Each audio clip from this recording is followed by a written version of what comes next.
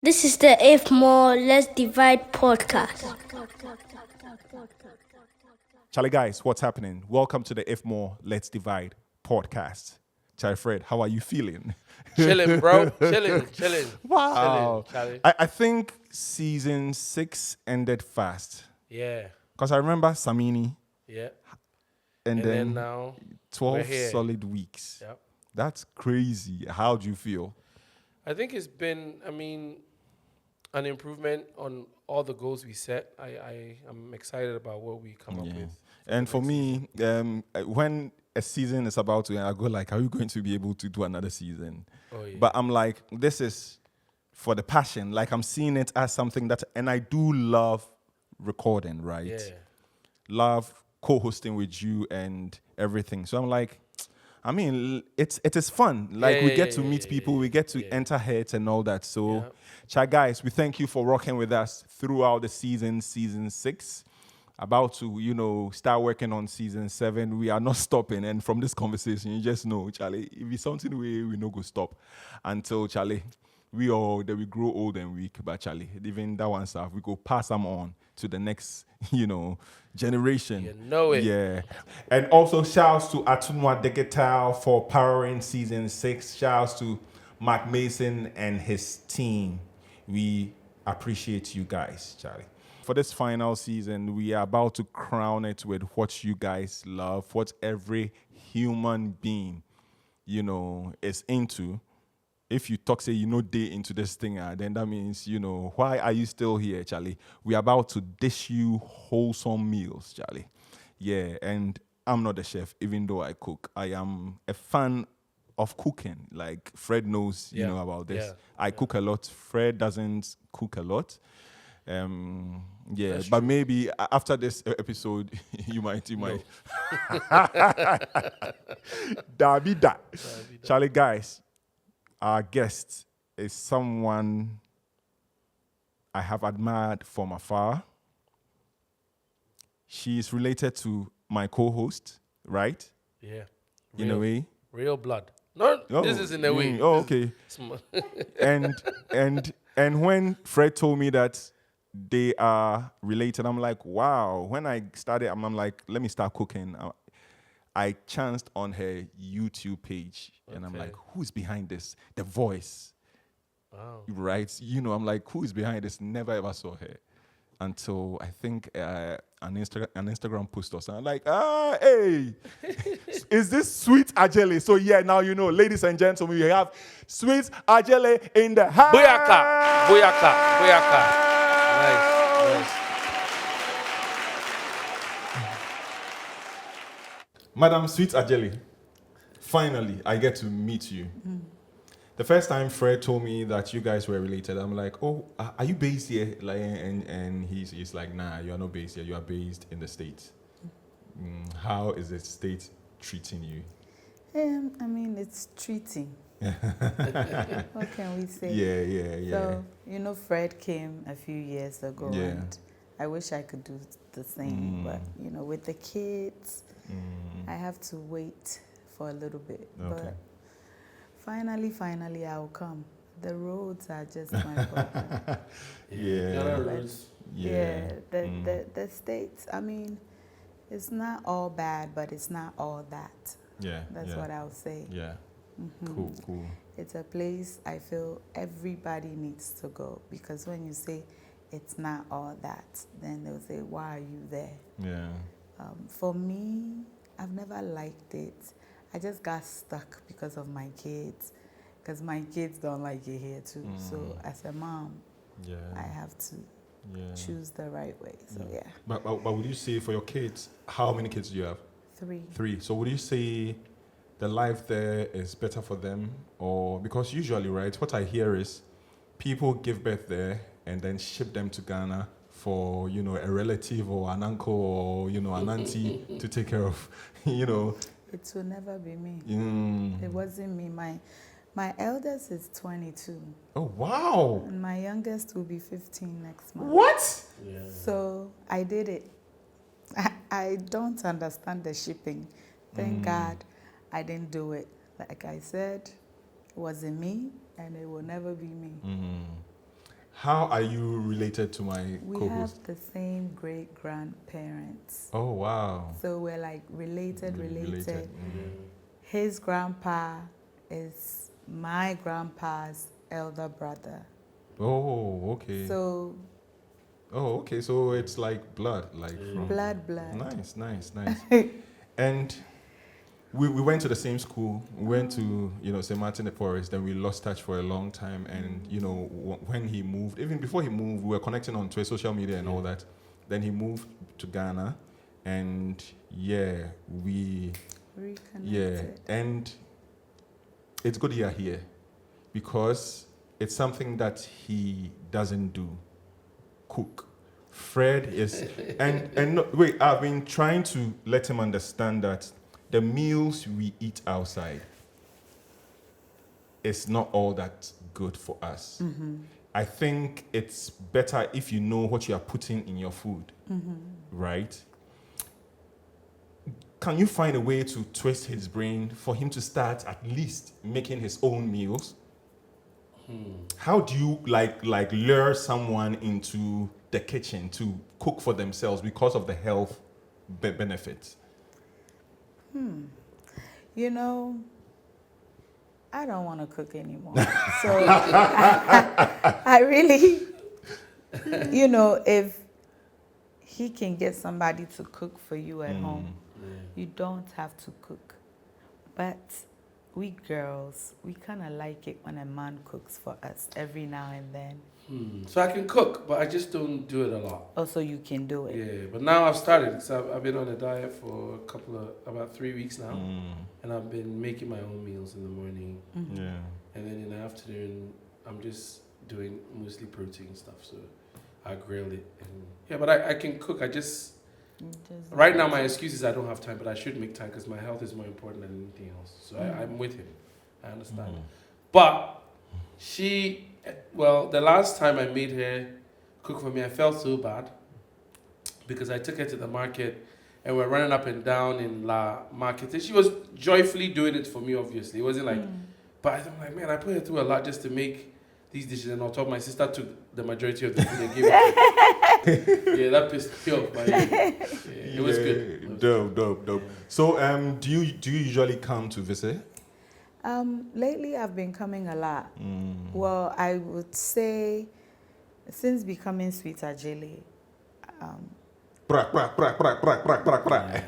I've been to Ghana a lot more. Before, my husband and I will come every year, but I've been here like twice a year. Oh, nice. But this is my first time actually coming to Ghana around this time, and I'm really happy because I love mangoes, and mangoes are in season right now. And the reason why I'm unable to come around this time of year is because the kids are in school. But now 2 of them in boarding school. Gideon is actually graduating. Yeah, I saw you on FaceTime with him. That was really cool. Shout out Gideon, man. Yes, Shout out Gideon. So once he's done and he's working, I feel I can be able to come to Ghana a lot more because I'll have an adult in the house. So we're here now because of Auntie. And Gideon is in school boarding. Momo is in school boarding. And my 14-year-old is in the house by himself. Wow. And so things happen in our lives to help us know where our kids are. And for him to, it's been like, I'll say, is it 10 days? Probably 10 days now. He's been home by himself. That's dope. Yes. Actually, Mark went to get him because he wasn't feeling well. But he was home. First, it was the spring break for him. And then he got up and went to school by himself and came home every day until Mark got there. So it's good that it happened because if not, I wouldn't know that he'll be able to do it. Yeah. So this is preparing me to know that if I want to come home in the next 5 years, he's good. Yeah. But at the same time, Gideon coming home helps a lot because there will be an adult home. at all times. Yeah, that's dope. Shouts to Gideon. You know, it's I can't wait for my firstborn child to be able to take care of themselves. So you know, we can have the time to do. On YouTube, anytime I Google a method or a recipe, especially if it's a Ghanaian dish, you are first. Oh, thank God. The only time that you weren't first was just one time. One time. But even with that, was it dawa dawa jollof? I don't have that recipe. Yeah, yes. Dawa dawa jollof. That's it. So you see, I'm not telling lies. That's the only time I didn't pop up. But I remember the first search that I made, okra stew. Oh. And you popped down like, who is this? Nice voice, you know, like your voice is on point with what you are doing. Oh, my voice It is, trust me, calm, collected, but so clear. Okay. I've been checking your page almost every single time when I'm confused about, you know, so I know what I'm saying. How did you start this? I want to stop talking on my videos. No, we beg. We beg. She mentioned that at lunch a couple of days ago, actually. It's a lot of work, and I see other people doing great without talking. No, please. And Your voice is a plus. Yes, whenever I don't talk, I get attacked. So I'm in trouble. Hey, Minister Nene. Okay, so back to the question. I was a stay-at-home mom for nearly 10 years. And once the kids went to school, I became bored. My anxieties set in because when I put them on the bus, I'm not free until they get back home. Yeah. So I was becoming too anxious and I needed to do something about it. And you know, I went to the New York restaurant school and a whole chef, I'm just sitting at home waiting for my kids to come home. And then Boatsma actually told me about YouTube about 2 years before I started because whenever anybody needed a recipe, they would ask me. Call you. And I would text it to them. So Boatsma said, Adjeley, why don't you put these things on YouTube so that when somebody needs a recipe, you can just send them the link instead of always typing or trying to remember who I sent this recipe to last so I can copy and paste. So I went on and I'm very shy. So I was watching, I said, hey, Adjeley, can you do this? And then I saw that people were using their hands. You can't see them. I said, I can hide behind the cameras and do this. But I kept watching and learning. And so my very first video was actually of my daughter making plantain chips. So that's how it all started. And then I started hiding. I don't know anything about editing. Everything I've done, to me, it's grace. Because I don't have any of these things you guys have here. Which maybe if I do have it, it'll help. But my husband bought me a camera. I've never used it because I'm like, how do I use this? And then transfer it onto a computer or a tablet. Then edit. Yeah, I might as well use my phone. So that's why I've been So you've been using your phone? Yes. But the quality is on point. Is it really? Yeah, it's on point. I mean, I see it and I hear it. You know, sometimes I think we make a big deal on cleanliness, how clean the video should look and all that. But once you are passing on the information, I think that's Hi, Kaz. What's up? I'm so glad you're here. I didn't realize. I didn't even know the story how it started with Boatsma and all of that. Yes. So I want to ask you about something else. Did you ever think, from the way we grew up, that you'd be doing this? Like, when you contrast the upbringing to what you're doing now and the position that it's put you in, what are your thoughts? So, you know, in school, they have this who is likely to be this or that. Yeah. I'm not a public speaker. I would not answer questions in class. I would not speak. In fact, I was very lazy in speaking. You won't catch me. I'd rather sing than speak. So a few years ago, our English teacher from Bema Camp said, "Macleana, so you are sweet Adjeley. You, who doesn't talk?" I won't talk. So I felt like the teachers actually picked on me. If I have not raised my hand, why are you calling me? But they will call me. Yeah. You know, so I was very shy, very quiet. I'm not the one to be sweet Adjeley where I am today. You know, Mark is always so proud of me. He always thinks I speak better English than everybody, and I'm smarter but I learn from all of you. You, Yvonne, Boatsma, Mark, I'm always learning. And I do the same with food.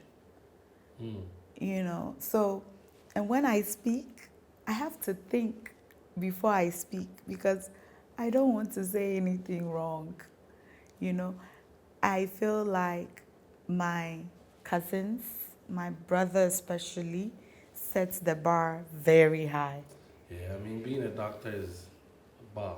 Yes. A huge bar. Yes. So Mark, for context, Mark is Adjeley's older brother, but he's my older cousin, and he's a doctor in the US and here as well. So, I mean, I don't call him and ask him about anything health related because I think I'm going to die the next day. He will give you, he doesn't scare you, but he'll give you the details of the information. So your Krokria is going through. I say, what's that? I don't know what we have to invite him. We have to meet him. So before my question, right? I do understand that your brother sets the bar high. And Yvonne. And Yvonne set the bar high. What do you mean by that? Well, my brother's a doctor. My cousin is a lawyer. How high can you go? No, but I feel you are also known worldwide now, right? It will be cool if they set the pace for you to follow, but I think for me personally, she set the standard. Yeah, you guys are on the same. I'm sure people know you more than any of them. Us. Yeah, you are a superstar. Thank you. No, Alfred, what are you talking about? Yeah, you know. Yeah. So, with that being true, right? Yvonne and Mark. Shouts to Yvonne. Yes, they're both older than me. Yeah. Oh, okay. So I've always looked up to them, and no matter what I need, Mark got me, Yvonne got me. Yeah. And you know your cousins, right? But you don't think you'll be friends. Yeah. You know, but Yvonne and I were friends. When I have an issue, I'm calling her, I'm crying on Yvonne.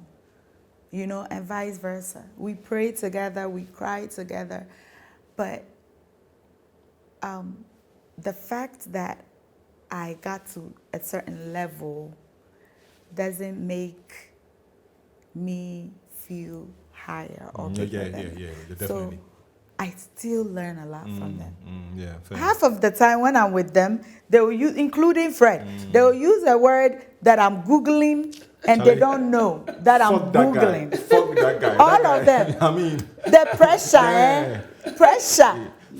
Fred, I think sometimes intentionally, you know, let me just show them brain small. They don't. So. I know big words too, but I would never use big words. But Fred? Yes, that you would think it's a show off. But Mark, Yvonne, Fred, when they're talking, and they use, like the other day, we were talking about how people tend to use us in Ghana. And Yvonne says, I'm so jaded. So I'm like, okay, this is my first time hearing this word, but I'm not going to let everybody know that this is my first time. So let me quietly Google it so that tomorrow when somebody says jaded, you say, yes, I know what you mean. These are the people I'm dealing with. Nice. And I love them. I respect them. They don't know. See, today I'm spilling it all. Yeah. But yeah, I told Mark the other day, I said, Mark is like, you're like a public speaker. Well, look at the people I'm surrounded by. Yeah. Yeah. I have no choice. You think if I didn't have them, they don't know. And sometimes it's good they don't know. But it's also good that I'm letting them know today that I learn a lot from them. I didn't know that. You inspire me a lot too. So just so you know, I'm like, how does she do it? From back in Jersey, I always used to wonder. I'm like, because she has a very, it's her story to tell. But one day, like the way they came up and everything that they've achieved from how they came up is always interesting to me. Yeah. So. And for me personally, I think that I mean, it's good that you are saying this now. I think that for me, I see you climbing up very soon. No, I see it, right? Yeah, but like with the right, investor, Sweet Adjeley would be a show, easily, cooking show, because your presentation is different. Trust me. I've been on several, be say you day here, that's what I talk. So I've been on several, I cook a lot, like he will tell you, And very health conscious. Yeah, I cook a lot, and you are one, like I said earlier, and I see someone tapping into your skill. And I'm seeing stages and platforms. So it's good that you have all of these things. Sorry, I said that. It's good that you have all of these people around you who inspire you, who let you go on your phone to Google words. Oh, yeah. Every single time I'm around them. Yeah. Yeah. So you said at the beginning, you said you went to school, cooking school, or when did you start cooking, and why did you decide to enter a cooking school? So I started cooking right from childhood, maybe about 10 years old. My auntie Odokoda raised us pretty much, taught me how to cook. And then later on in the years, Adjeley, she always had a house help, but we took turns in cooking. It wasn't the house help did everything. I've always been that skinny girl, like so skinny. This is the fattest I've gotten. And our family traveled a lot. Yeah. So we're at the airport a lot. And back then, air hostess, now flight attendants, they were always so skinny. Yeah. So and sexy. Very. So that's what I wanted to be. So also when they will have like the engagements, the funerals, when they're making the medan and the chips and stuff, whoever is in the kitchen helping gets the most treats. And I loved sweetie tintins. So I had You usually say that on your show. Sweetie tintins. I'm like, that's an old term. It's very old. If you know, you know. Yeah, you know. So I would be there just so I can have the chips and all the donuts and stuff. So I always wanted to learn how to make pastries. And then when we were finishing up with JSS, now JHS, to become a flight attendant, you needed to take up home economics. So in school, a lot of people think you're in home economics because you failed. But some of us, we didn't fail. Yeah. We had distinction. But that was the path to become a flight attendant. Yeah. So I took up home economics into my secondary school. But I left Ghana the first term of Form 2. So I didn't really learn much from there. But once I got to the US, I realized with a high school diploma, you can become a flight attendant. Yeah. You just have to take their course. But I still wanted to continue the cooking. So I went to, in high school, I ended up taking up dental assisting. Oh, wow. But after high school, I still decided to go to the restaurant school. So I did that. I didn't need that now to become a flight attendant. So during my internship after restaurant school, I got burnt in the kitchen. And so I went through the therapy and everything. I was out of the big kitchen for about 2 months. And so they switched kitchens for me. I went to a different restaurant. But I didn't realize actually that I had developed PTSD. So any little sound made me nervous. So I quit. I wanted to come to Ghana, but my boss wouldn't give me the time off, so I quit to come to Ghana. So I left Ghana I left the US September 9th. I got to Ghana September 10th, and then September 11th happened. Oh, wow. Yes.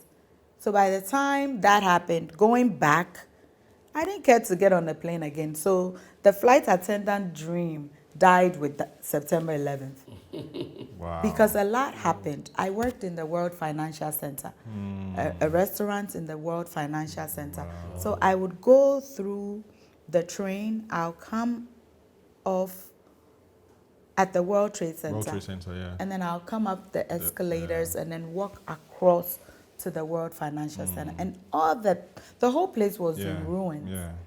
And I worked there, and I would have been there. Wow. So a lot of things came together to say, look, I don't want to be in the kitchen anymore. So I went back to school, and I took up medical assisting. And then I started working with that.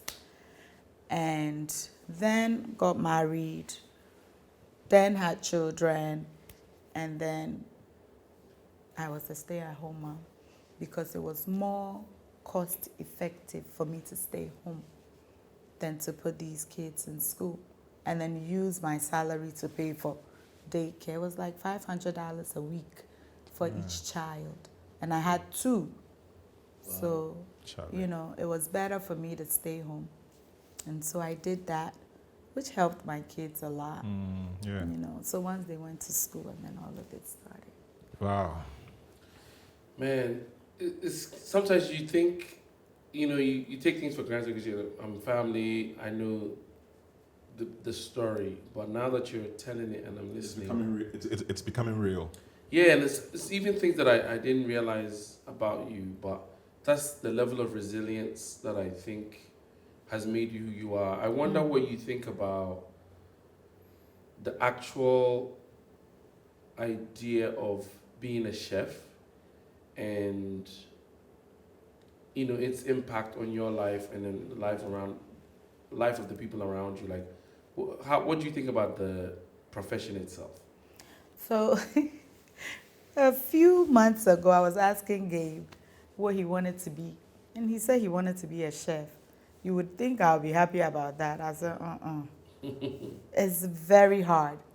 Being a chef is one of the toughest jobs because, in Ghana, they sit a lot, the catering people, and they also, if you become big, you sit and instruct people. But in the US, you're standing for 8 hours. Wow. Back, back, back, back. The orders are coming in. It's like you're doing it without thinking. And you get so tired. Yeah. So being a chef, it's beautiful. We've made it look so beautiful, especially on social media. Yeah. But it's hard work. So if you're lazy, you can't be a chef. And growing up, I was told I was lazy a lot. But as an adult, I realized it may have been true, but I don't think we should tell our children that. Because, no. I don't want any of my kids, my nieces, my nephews to be chefs. No. Really? No, it's not easy. Even if they are going to double or triple what you are doing now, take it to the next level? I mean, if they can. If they can, why not? But right now with social media, you don't even have to go to school to become a chef. You can Fair, watch it, fair. you know. Yeah. So if they want to do that, go to school and do something else, Yeah. and then play around with this. Mm, Everybody can cook, wow. Wow.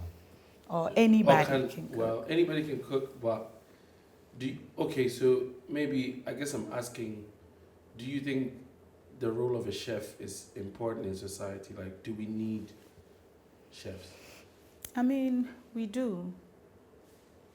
No matter what, we have to eat. But from the way I was brought up, and then during my internship, I realized that I've paid all this money to go to restaurant school, but the restaurants actually picks people off the streets, and they start off as dishwashers. And then the next thing you know, they're flipping burgers.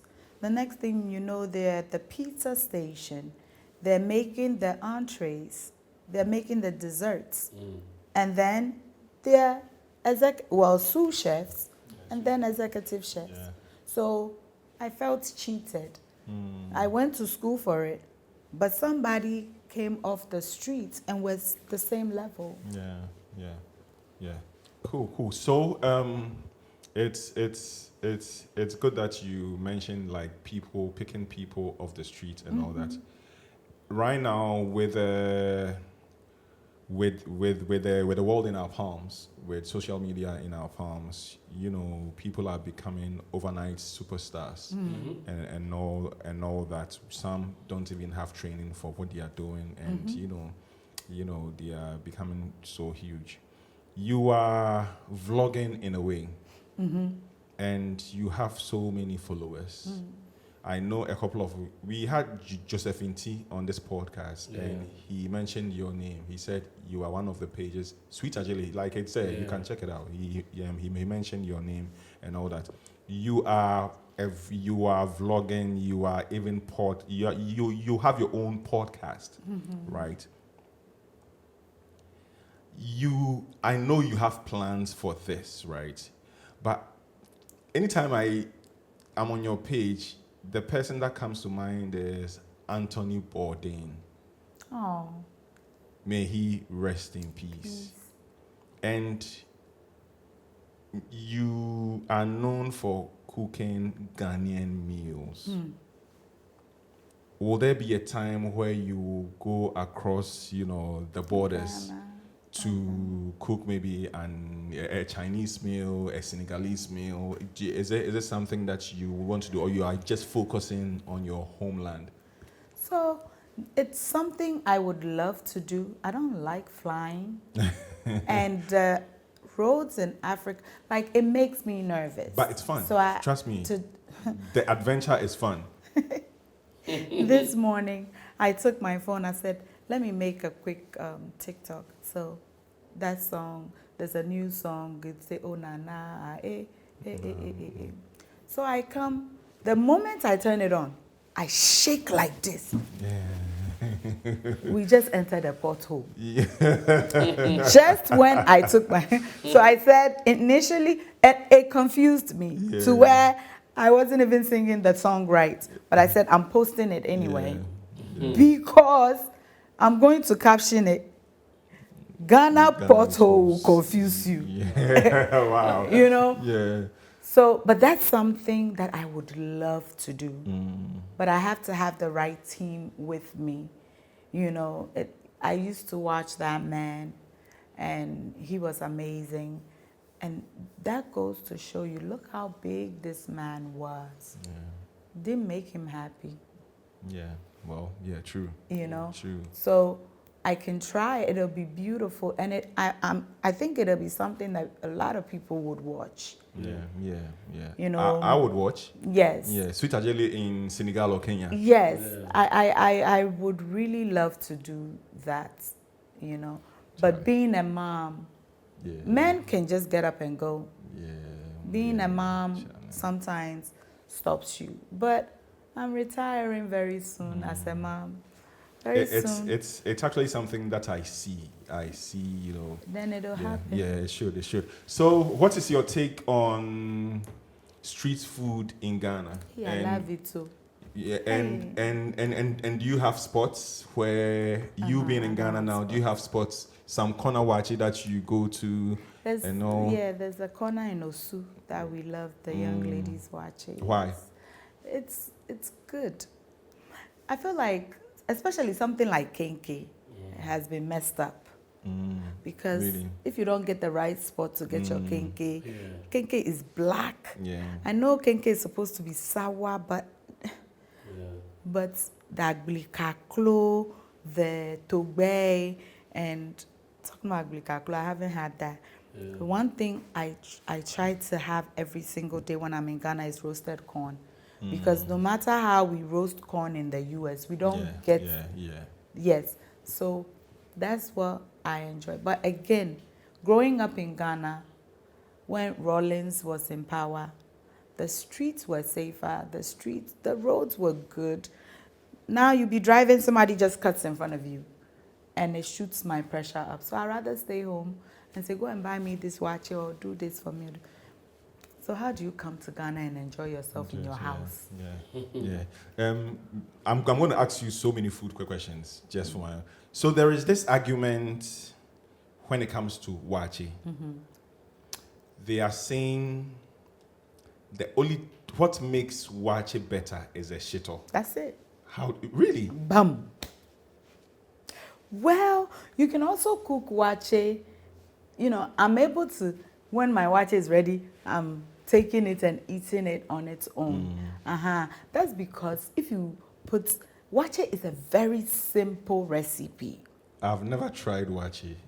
Wache is very, very simple, but I've seen people adding like Maggi and stuff in wache. It's not needed. It's look, all you need is the local coconut oil inside your wache. That's it. So you can eat it on its own, but you can eat wache with stew alone. But you can eat wache with shito alone. That's true. So if that shito is good and it has that local coconut oil inside it, you don't need anything else. You don't need the gari, the talia, whatever. Just those two. Wow. So I think Fred, it's true. do you agree? Wache.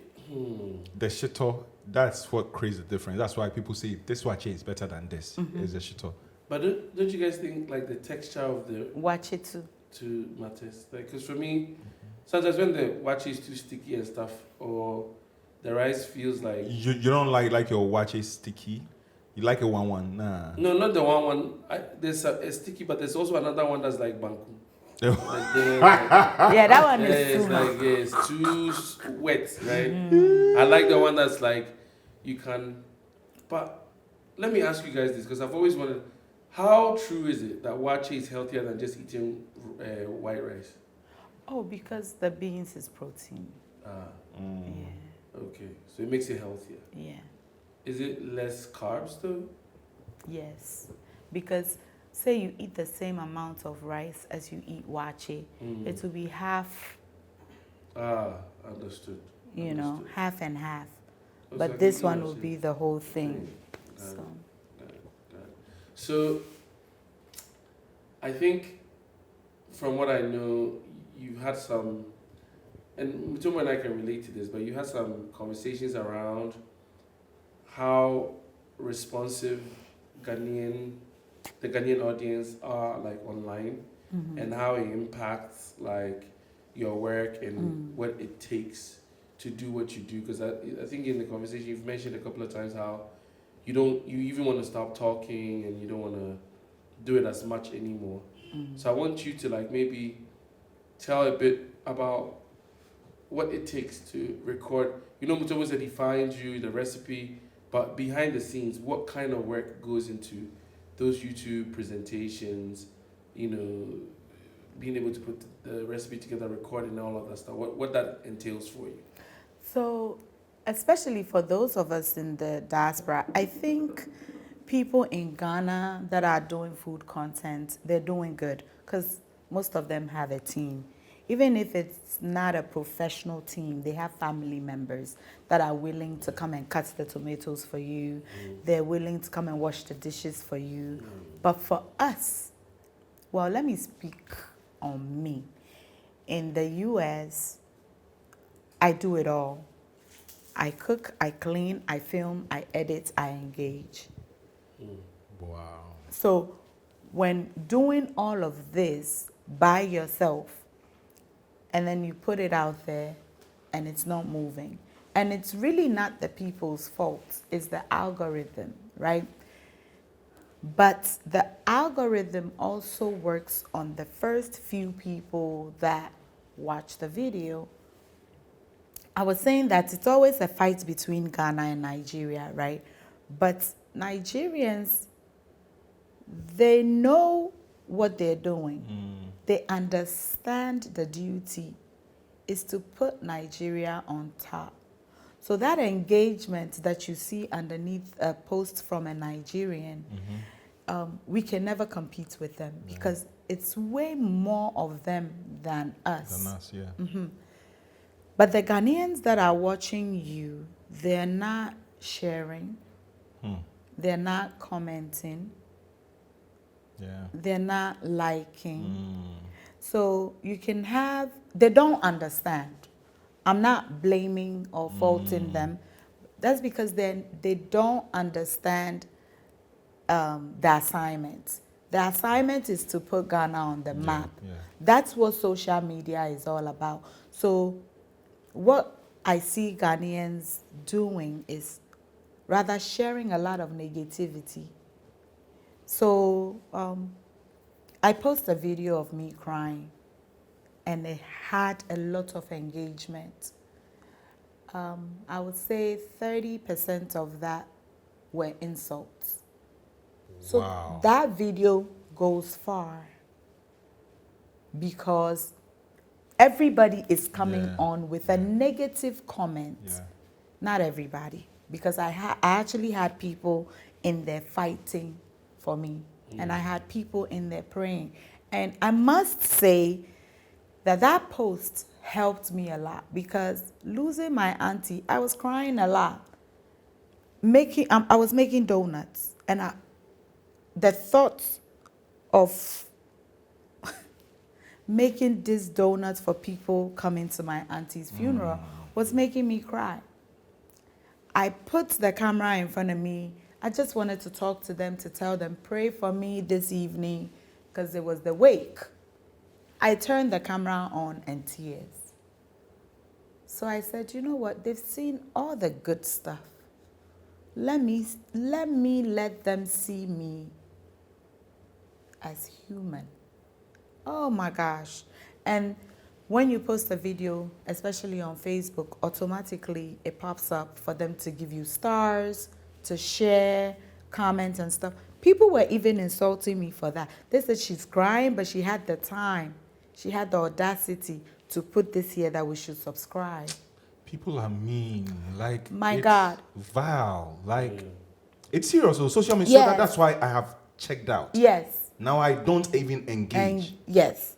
You won't get me. So now there are people that watch me on TikTok that are not on Facebook, and then on Facebook that are not on YouTube. So I shared this post on all my platforms, and I have made up my mind. I'm not taking it off, because it reminds me every day of some of the people that follow you, that claim to love you, but are not there for you.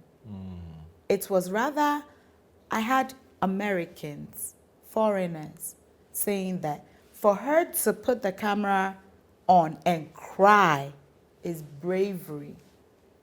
And it wasn't even your intention to cry on camera.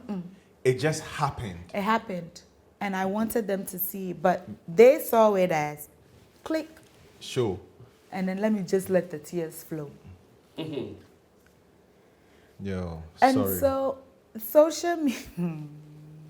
Are there moments that you feel that you want to stop this because of some of these things? The comments I've learned, 8 years of doing this, if the comments were gonna kill me, I would have been gone already, right?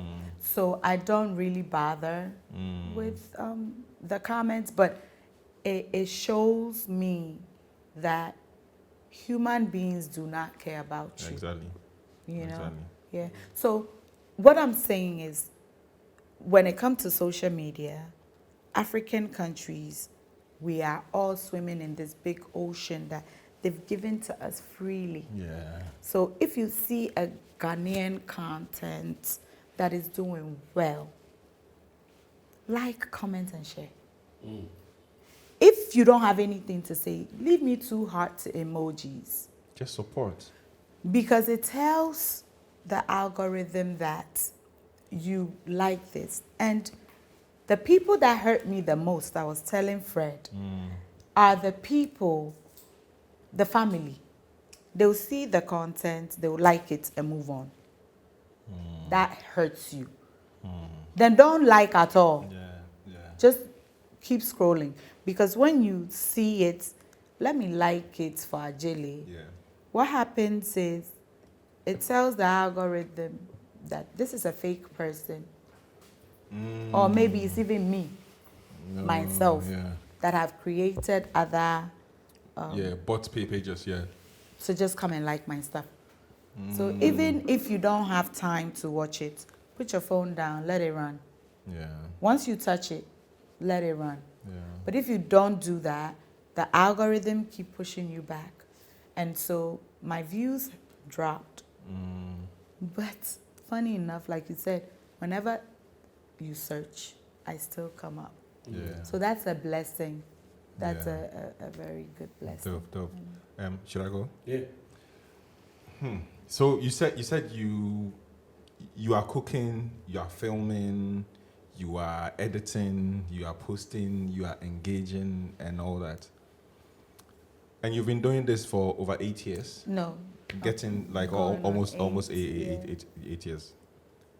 Will there be a time where you will? Would there be a time when you go like, I need a team? It's now. I actually reached out to one of the younger chefs coming up, Chef Abby, and I said, I need your team, because what I intend doing is, whenever I'm in Ghana, I'm going to film every day, maybe 2 to 3 recipes a day with a team, and then I'm going to leave it to them to edit. I am here. Yeah. Yeah, it's part of his full time. Yeah, it's because my thing. I can't do it anymore. And you see, I have followers or sweet team members that loves me so much. When I don't post, they come looking for me. And there are other people posting. So it makes me happy that you all come looking for me. But it's getting to a point where I'm like, let me just give the recipe. I don't want to say anything. Because if you're following other people that are not saying anything and you're still doing okay with it, then I don't have, because there are people too that will come and say, you talk too much. Just get to the recipe. And then when I don't talk, why are you not talking? So me, they are yo-yoing me, yo-yoing with me. So that's what I need. I already have somebody that would be my kitchen assistant. Nice. So I just need somebody to film me and then edit it for me. Do you know something? I would throw this at you, and this is for free. I don't even need money for it. Aww. You can film and send it over to me, and I'll edit and send it back to me. I've been doing that for folks. Yeah, because you are dope. I mean, but that isn't no pressure. That's you. If you want, you know. The thing is, I wouldn't even know how to send it to you because I learned as you send, the quality drops. No. But there are ways. There are ways. Yeah, there are some simple ways. Toby knows what he's talking about. Yeah. There are simple ways. So, in the kitchen, well, I lived with my grandmother and my mother, and I know that everybody who cooks have that one thing that it should always be in the kitchen. It could be a spice, it could be whatever, and a kitchen utensil or something. What's one thing can't you do without In the kitchen. in the kitchen? My knife. Your knife. Your knife. Yeah, it has to be. Yeah. Hey. Do you have a special like a Santoku knife So the chef's knife. Yeah, okay. I fell in love with knife skills when I went to restaurant school, and I keep telling my sweet team members, we're gonna have a class on knife skills. And then I never do. But I think if you have the right knife skills, it makes cooking happen quickly. Because, like, my brother would always want me to cut his okra, because what would take him an hour would take me literally 10 to 15 minutes. I'm done. You know, so having a good, sharp knife, I cannot do without that. Like, when I'm coming to cook and my knife is dull, like, it bothers me. It drives me nuts, because a sharp knife is actually safer than a dull knife. So a good, sharp knife is what I need. I can't do without. Okay, how about spice? Ingredients. Yeah, ingredients. I love ginger. Same. I like ginger and garlic. Garlic. Yeah. Yes. Growing up, however, in our house, we didn't use a lot of garlic. So some people are like, sweet Adjeley, you use just 3 cloves of garlic and stuff. I don't want to cook and you eat and all you taste is garlic. I want you to taste that garlic flavor without tasting it. So ginger is my everything, followed by onion. That's true. Because onion is so sweet.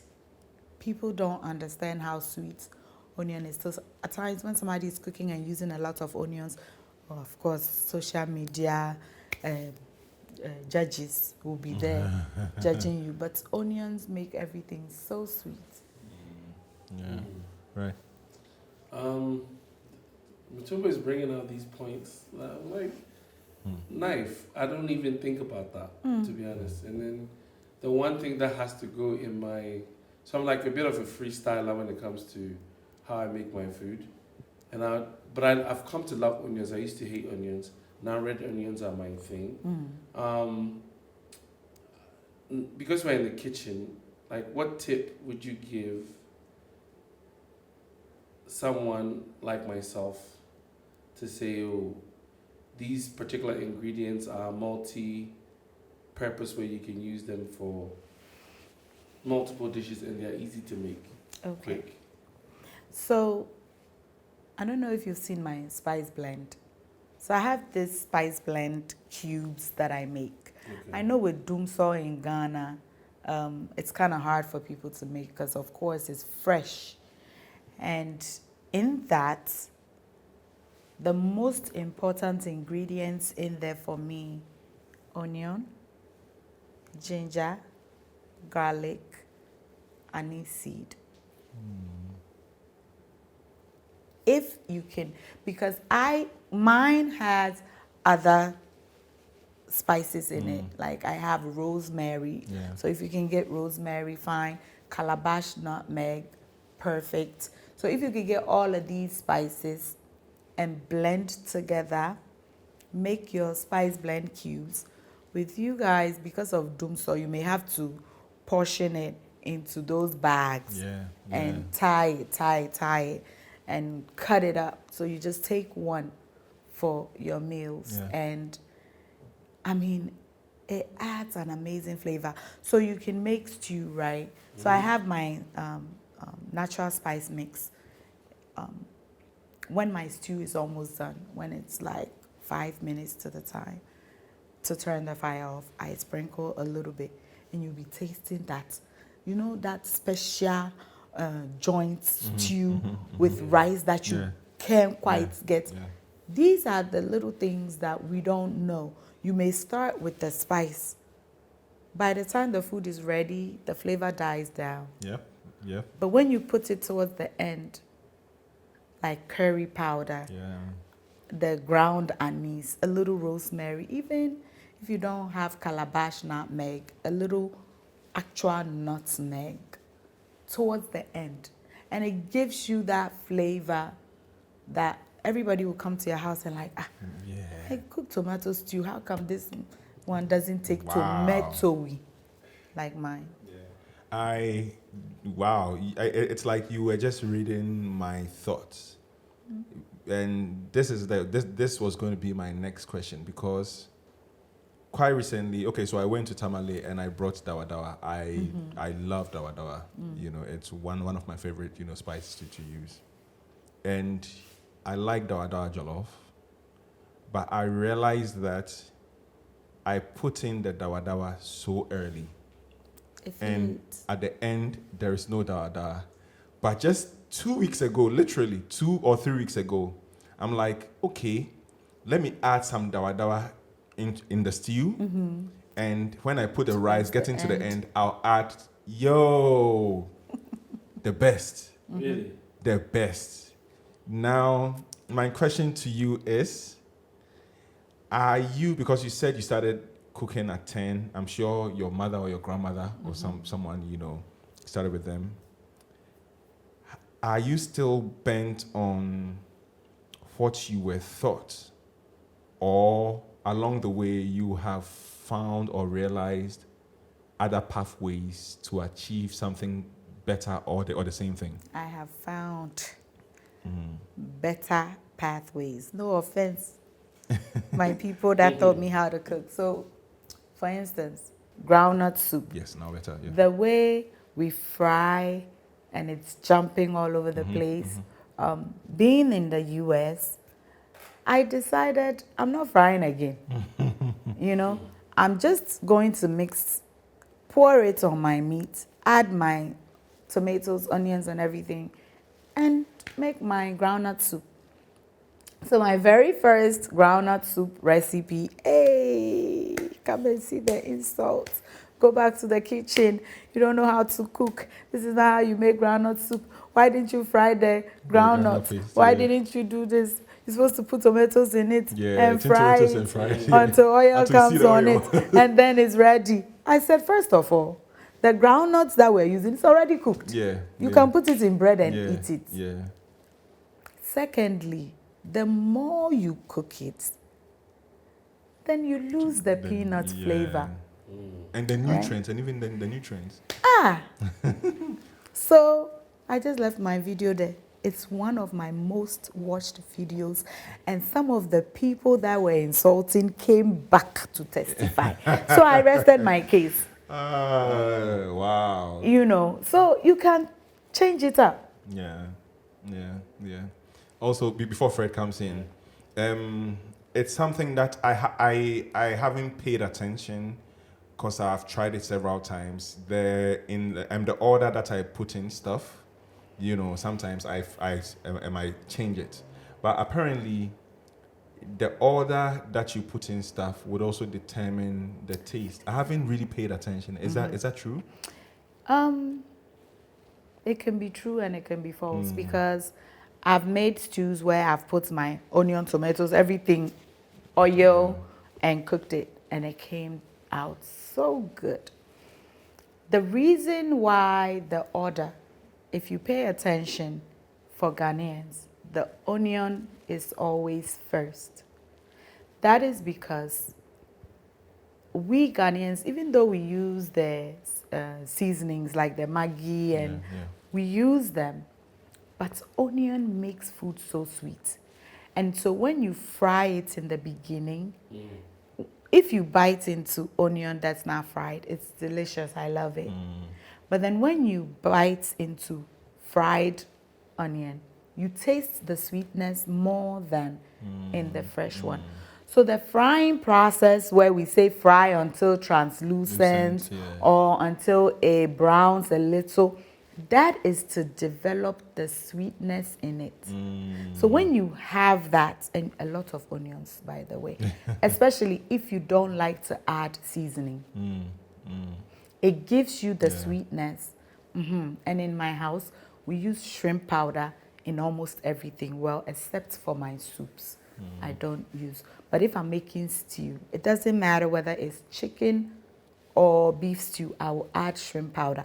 I get insults for that. So I also made beef, chicken, and mushroom powder for vegetarians. Mushroom powder taste like Maggi. Really? Oh, yes. Oh, absolutely. Wow, I didn't know So, this. yes, the more you cook and, Experiments, experiments, yeah. you get to know these things. So the frying of the onions help you put less seasoning. But you can still put everything in to start. I've learned not to judge how people cook. Because years ago, I worked with this lady and she offered me food. I looked at it, I was like, oh. So I don't chew it. Yeah, I'm not gonna enjoy it, Yeah. right? And then I taste the food and I'm shocked. I'm 100% shocked. I'm like, what's in this? Another time I went to her house, she gave me rice and stew. I was like, oh, turkey stew. This is so good. I go home. I make my own turkey stew. Didn't taste like that. And that's one thing about me. I called her, I said, you must teach me. I don't know what you put in. Yeah. So that's where I learned my spice blend. And then I learned that the tomato sauce that I used to make my stew, she used a different type. At times, we're too arrogant to ask. Me, when it comes to food, I'll disgrace myself here. What did you put inside? Forget I'm sweet Adjeley. I'm still learning. Yeah. Dope. So one of the questions, I think, we've had a few chefs on the show, and I keep asking this question. I want to get your thoughts on it. The history of food and cooking and recipe and all of that is such a sophisticated, I think, idea of culture and intelligence, right? Because a lot of times certain groups of people can be classified as primitive or underdeveloped and all of that, but I look at the foods that we eat, like our palm nut soup, groundnut soup, a lot of our dishes, it requires layered processes. What is your understanding of that in general, where it comes from? Like, I am curious about why did they take the palm nut through that process to generate soup? What led to that? Like, because the palm nut tree is there, you look at it, then you're like, I'm going to boil it, then I'm going to pound it, then I'm going to get the juice out, and I'm going to do this. It's a lot to do, and it's also very complex from the beginning product to the end product. Most foods are in general. As a chef or somebody who's loved doing what you do you have some sort of insight into maybe the evolution of it, how you think culturally we came about these recipes and all of that? Okay, so as you were speaking, I thought about Kobe, right? Kobe is tilapia. Why put it through that process? Preservation. So now we have refrigerators. Why are we still using Kobe? Flavor, it's... So now you took something, you added salt to get out the moisture so that it doesn't go bad. Now you're using it and it's so salty, it doesn't even make any sense. But we still want that Kobe in that abomu that we're making. That is because, like you said, our ancestors have started it. Yeah. And now it is instilled in us. Yeah. That we know Kobe is not that healthy. Yeah. But now now the flavor is stuck. Now, how they decided to make Kobe, because most of them, they go straight from the river to the kitchen. To the kitchen. Yeah. So why not leave the tilapia in the water and go get it whenever you want? Yeah. It could be greed. Let me get more so the next person doesn't get. And now you have so much. It's going bad. So now you decide, I'm going to put salt, and now you have Kobe. The one that's going bad now becomes more money. Yeah. So it, wow. Yeah. That is true. That be how momoni is made too. Momoni, you technically have to let the fish begin to turn sour. Then you add, because otherwise you're not going to get the stink. That stench that you get from, and it makes the food taste good. Yeah. It's sick. Yeah. We are all sick, but we love it. And it started from preservation. Now we found a flavor in it that we're keeping. You know, so I can't tell how or why they decided to do something. Then we'll think about who thought about plaiting hair. Yeah. But we're doing it. Yeah.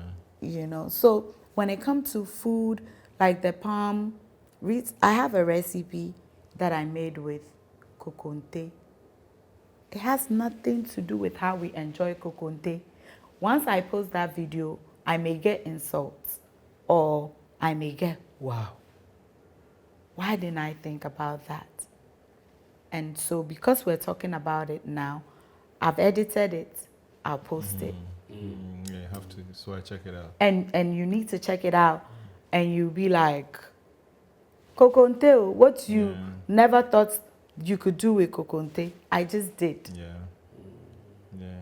So somewhat probably, I think what I'm taking from what you're saying is, you think it's a consequence of evolution. Like it started as one thing. Yes. And then it led to another, and then as generations go by, it's like, well, why don't you add this, or maybe in that same time? Yeah. Okay, that makes sense. Yeah, it makes sense. Yeah, that makes a lot of sense. Thanks. Yeah, I think on your page too, I learned how to make this stew.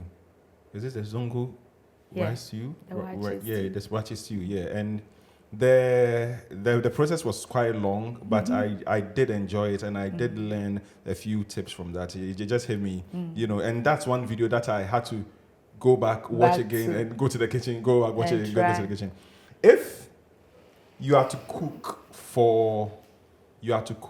a Ghanaian dish for someone to tell that person isn't from Ghana, to give them what Ghana tastes like, what Ghana feels like, how Ghana is, what one dish would you cook for them and why?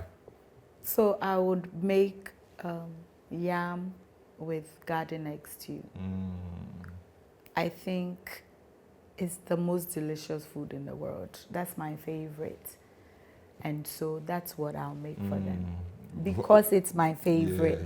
And it has a flavor. I guess no other food have the same flavor. But I have a thing with yam. I love yam so much. I don't care how it's made, koto, whatever. So, but my favorite food of all time is yam with garden egg stew. Mine is yam with contemporary stew. So my favorite. And I love contemporary too, but I would choose garden egg over contemporary any day. I don't know why.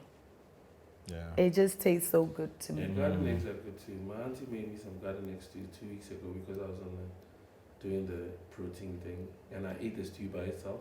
And I can sit there and eat contemporary by myself. I can eat without adding. But I love yam too. But nowadays it feels like yam, is it seasonal? Yes. It's or it feels like it's so hard to get. It's really expensive now. Yeah, but what I've realized about yam nowadays is that it spoils early. Quickly. I don't know why. Yeah, like try half out. Like once you use it's probably the fertilizer and stuff. It's quite strange. And when I was a kid, I didn't like garden eggs at all. But now it's my thing. Yeah, I put it in soup. I use garden eggs for. It's crazy. I think once we're aging and growing, we start to appreciate that. And then you also, if you are willing to take a risk about why didn't I like this thing, and then you try to get, actually it's not so. The one thing I haven't gotten brave enough to try is Tozafi. Try it. It's the best. Like everybody's telling me, I can't get past the green slime. I remember I made you slimy okra soup and you didn't enjoy it at all. So I ate it, but I prefer to have the stew, the dry one. You see, to lose the slime, you have to overcook the grain. So then no nutrients. But can we make it crunchy? Maybe instead of going through what I'm going to make Tozafi, maybe you should come and eat some. I'll try. This young lady. No, you are invited. What one dish do you think you haven't gotten right yet? Is there any dish? Because you do everything so on point. So I'm wondering, like, is there that one dish where, you know? I'm trying to think. That means you dear Charlie. Like, you kill it. yeah. I always try my best, Yeah. but I can cook jollof today. It will taste better than the one I cook tomorrow. So that one is different. But the one dish. No. There are Ghanaian dishes that I'm seeing that I didn't even know existed, and I didn't grow up in Ghana fully. Yeah.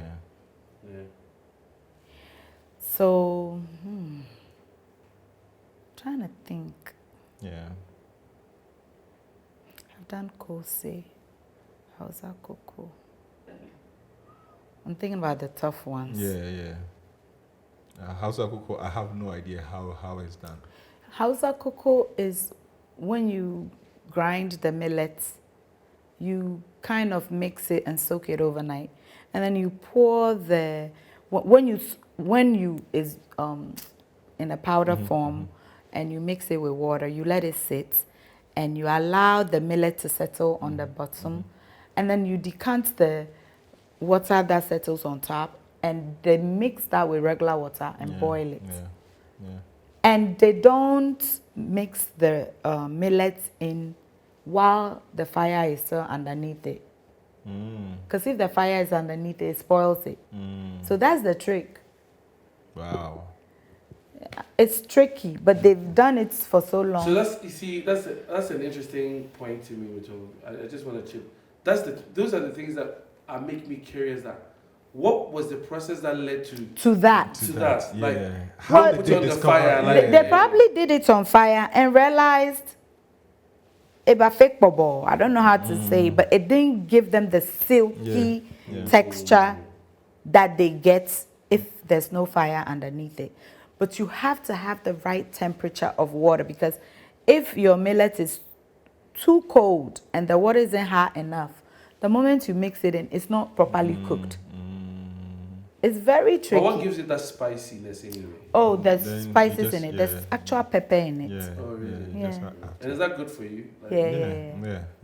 It's actually Quite recently, I was in Tamale. Well, I go to Tamale a lot, so not quite the recently. place is nice. Yeah, I go to Tamale a whole lot. I've been saying that we should go one time. He's supposed to let me know when he's going. But No, Charlie, we have to he go. He calls me when he's there. Charlie, by you know the call. So I want to. You know, we have to. We for plan.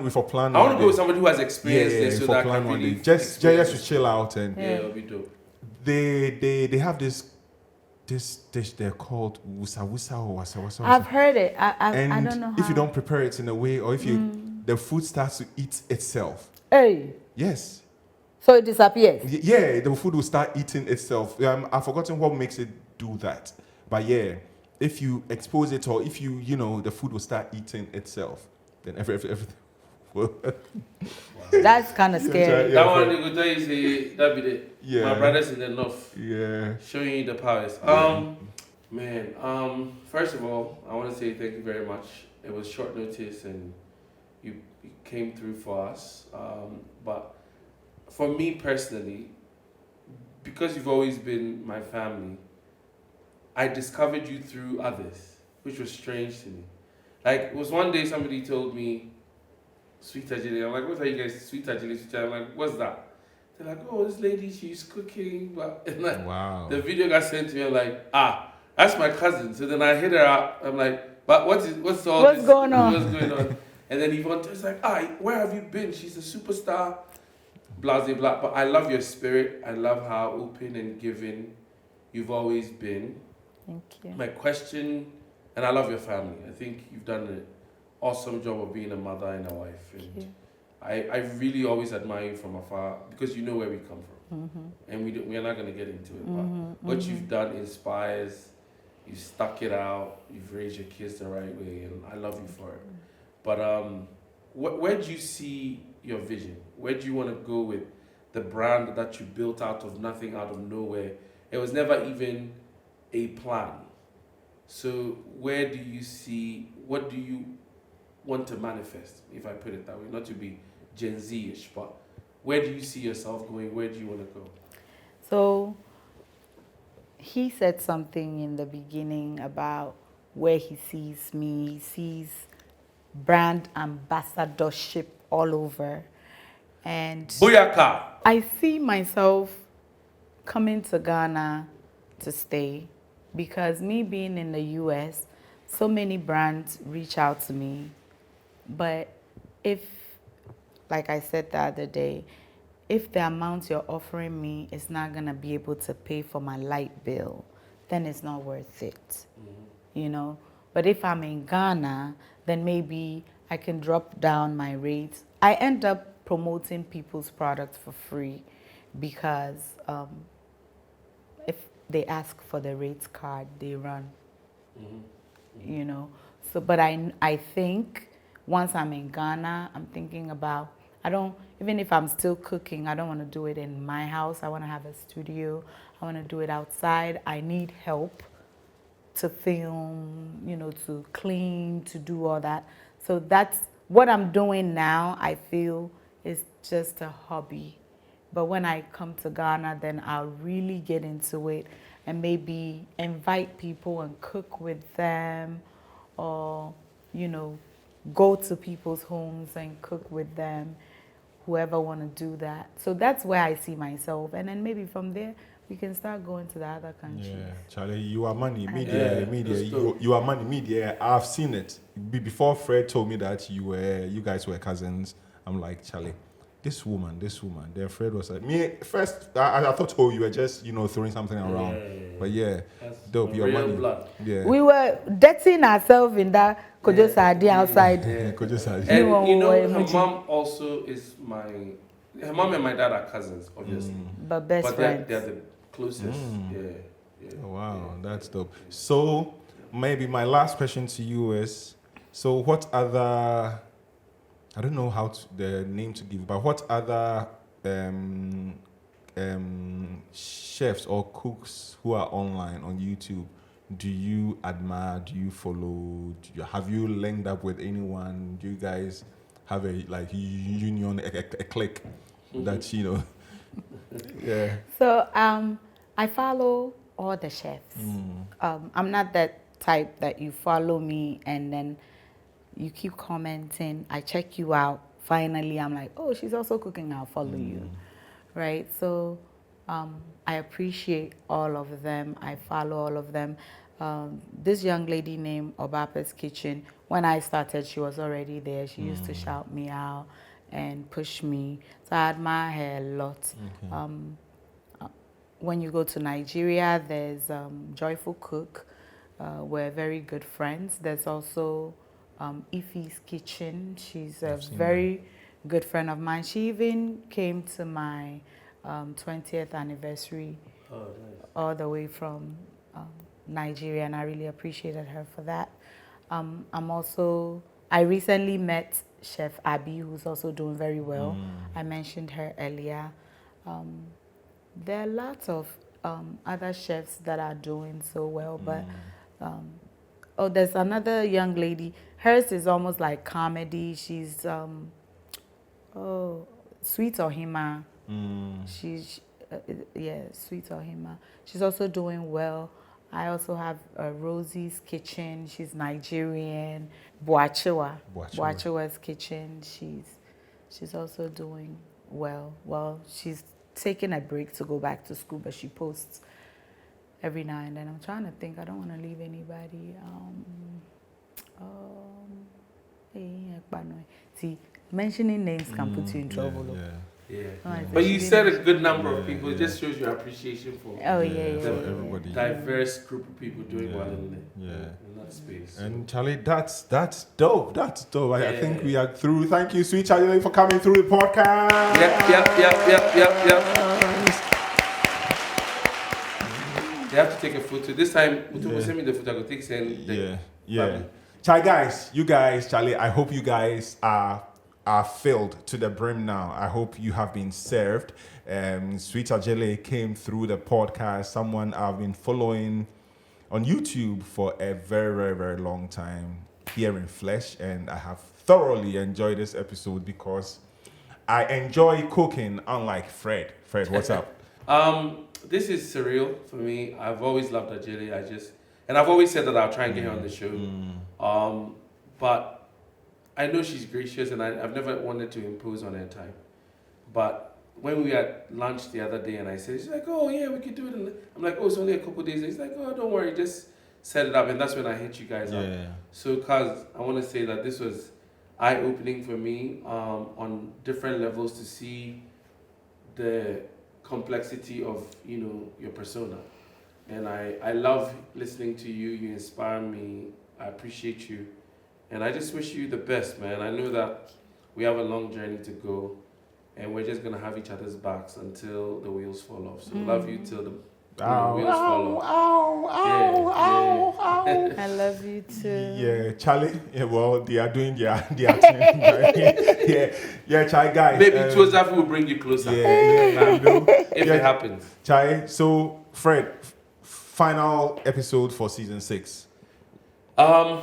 Look, guys, I know I say this quite often about this being a passion project and all of that, but we really put a lot of our heart and soul into bringing you episode after episode. And what excites me about our audience is every single season it keeps getting better, but also I see that we are on so many more eyeballs. Yeah. I went into a real estate event about 2 weeks. Actually, funny enough, if you were there, I was wearing the same outfit, so just different shoes and watch. But when I walked in there, bro, I don't do well with people coming up to me like that. But it was about 6 different people. Oh wow, superstar. It's like, hey, I watched the show, and it was getting weird. The guy was like literally on me. And shout out to you. I'm not saying it in an awkward way if you watch this. I love that you're able to come up and say, but I'm like, what's happening? And then everybody around me is looking at me, and I'm like, oh, I have a podcast, and I kind of have to explain myself. But it tells me that we're doing something right. I say all that to say this. I feel like we're doing something right. I feel like we're here to stay. And like Otobo said in the beginning, till the wheels fall off. I mean, I don't plan to go anywhere. And shout out to Atunwa. I mean, in the beginning, it felt like it was tough, but we pulled it together. And I've enjoyed season 6. I'm looking forward to season 7 quite a bit. We're going to take our short break. And I think we're ready to even step it up and do better. So more live shows. I can see more live shows coming up. And we really enjoyed the live show. That was really good as well. Yeah. I have to put the full video out though. Yeah, more live shows and more dope, guests like Adjeley, sweet Adjeley.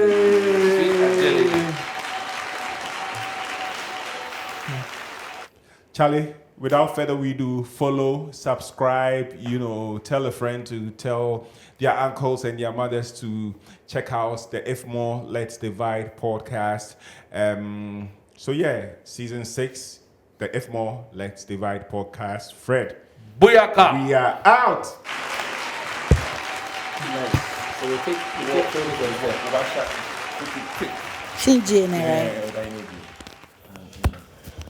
Thank you so much, guys. This was so good.